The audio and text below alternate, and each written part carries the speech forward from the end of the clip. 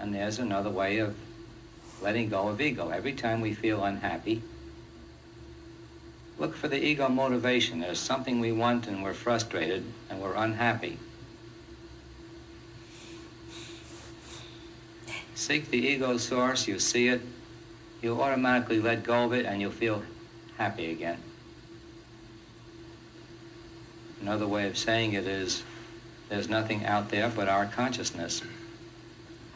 Now, whatever we see wrong out there, the mote is in our eye. A master sees nothing but perfection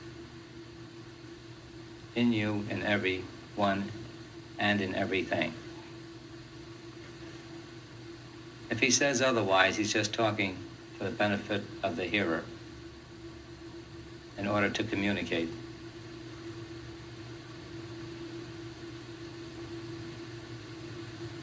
There is only the truth, the absolute, eternal, infinite, unlimited joy, omniscience, omnipresence, all glorious. That's all there is in truth. Anything other than that is the falsity, the appearance, the delusion, the Maya. So what you ask is, well, isn't this Maya true? So the only thing I can say is, no, it isn't.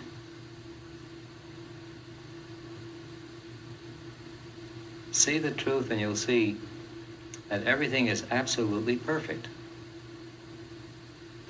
Everyone is trying to return to the full self, to let go of their ego. Some of us make errors in that direction. By going further into an ego direction, we get more and more apparently in trouble. And it's an apparency. Until the apparency gets so difficult, we start looking in the other direction. If you want to know light, don't look at the darkness. If you want to know truth, good, don't see evil. Ego is the sense of separation from the all.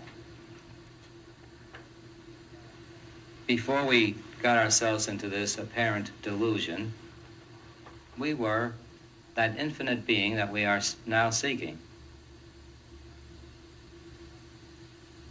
Through some quirk in beingness, we decided to play a game. Really a game of limitation. We decided to be just a little limited. Now, in order to be that way, we had to move away from the all. The all is unlimited.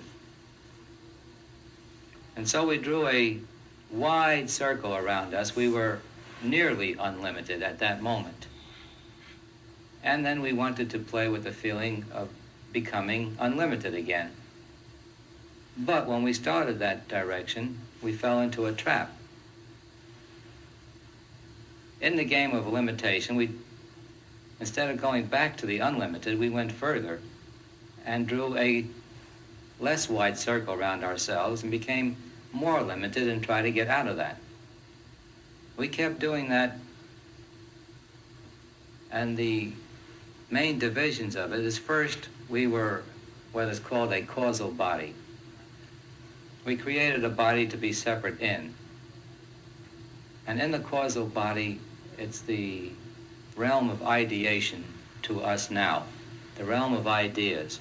And in that causal body, the moment we had an idea, it was completely fulfilled. It's almost like hurting yourself and stopping and say, gee, that feels good. You create a little separation and it feels good to go towards the all each time. So we first created the causal body. And the moment we had an idea, a thought, a wish, it was immediately fulfilled. Then we tried playing more limited through an astral body, which to those of us who are now in the physical is a heavenly life. In the astral body, whatever you think is immediately affected. We're not limited by time there. Then we moved from the astral into the physical, which is the slowest, the most dense realm possible to any being in the universe. This is the lowest state possible, the physical. There's only one possibility of going lower, and that's lower in the physical. But the physical state is the lowest state. This is the deadest state that's possible unto us. When you know this, you'll never fear death, because death feels like a wonderful freeing. It's a tremendous experience after you do it, not before. Because before we think we are nothing but this body. When this body goes, we go. And even the pain in death is not nearly as much as the pain you suffer through life. You have migraine, headache, and diseases, and mental agonies with families, and heartbreaks and love. That's more severe than dying at death. Because dying at death generally is just a pain for a moment, and then this tremendous feeling of freedom. So we came down to this most limited and densest state called the physical. And now all of us are on the way back. And there's no question about that. We're in a period of the world that is relatively low in vibration, very difficult, very physical. And those of us who are on the path are definitely on the way out. Because if we can get the right direction in this morass of livingness as it is today, it's because we started on this a long time ago, and we're continuing it in spite of the world, so to speak. And we can go from the physical, we can graduate, get our wings, and fly off into the astral. And you can spend far more millenniums in the astral than you do here, because it's an easier way of life. And then we can graduate into the causal. But if you understand what the ego is, you can go all the way from the lowest realm that we are in now back to the highest by eliminating the ego sense. When we lose all of our ego sense, we are fully realized. We go all the way. We return to being the all. The opportunity to do this exists more in this realm than any other realm, because it is so difficult that the incentive is greatest in this realm. As life gets easier, the incentive to grow gets less. But when you think you are not going to eat, and the whole world's going to collapse on you and so forth, and you have a sick body and all these troubles, you have a tremendous incentive to get out of that.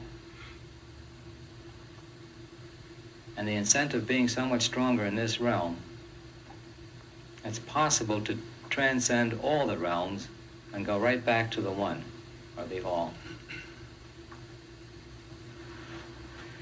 So this sense of egoity is very basic and very important.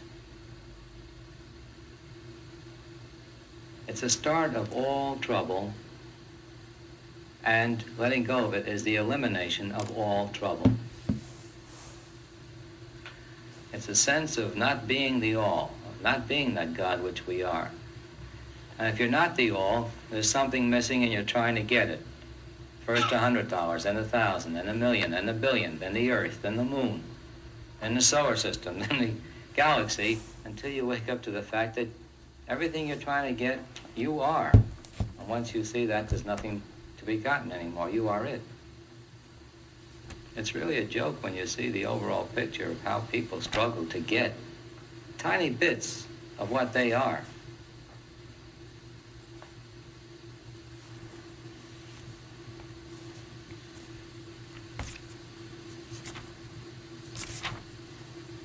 So every time you see something wrong in the world, look upon it as a mirror, and that's all it is. It's reflecting to you your consciousness. And if you accept this, you can use it to undo your ego.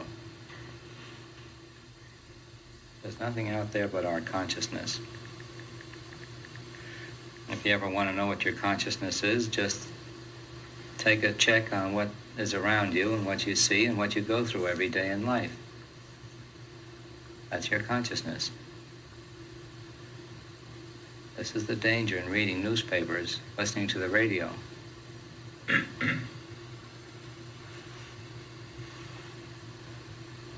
The world in general has a very negative consciousness.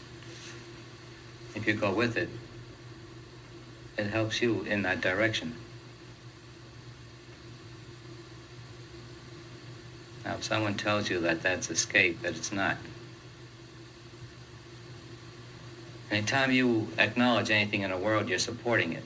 If you acknowledge war and death and misery, you're supporting it. That's the mental thoughts you're sending out. You see, we all send out thoughts. Every time we have a thought, we think it's a secret little thing within ourselves. It goes out to the universe. So the masters support the world. They counterbalance all the apparent negativity by just sitting in a cave and sending out the good, whole thoughts, constructive thoughts, thoughts of oneness. So the only way we can give real help to the entire world is by helping ourselves. The more positive our consciousness is, the more we send that out to everyone.